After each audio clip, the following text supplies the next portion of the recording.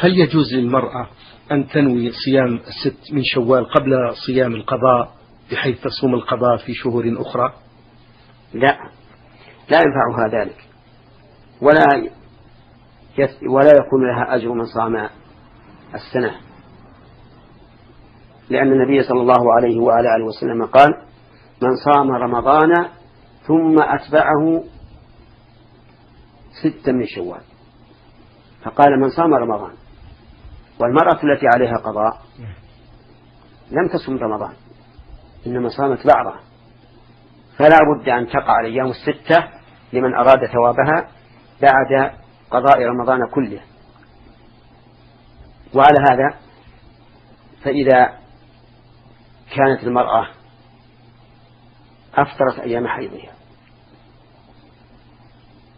7 أيام ثم تأخرت في قضائها حتى انتهى شوال، فإنها تقضيها، أي تقضي هذه الأيام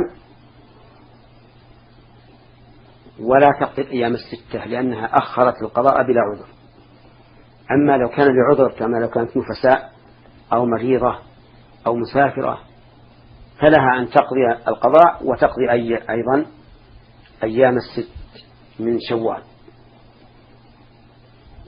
وقضاؤها أيام 6 من شوال على سبيل الاستحباب لأن أصلها ليس بواجب، لكن إذا أرادت. نعم. أحسن الله إليكم.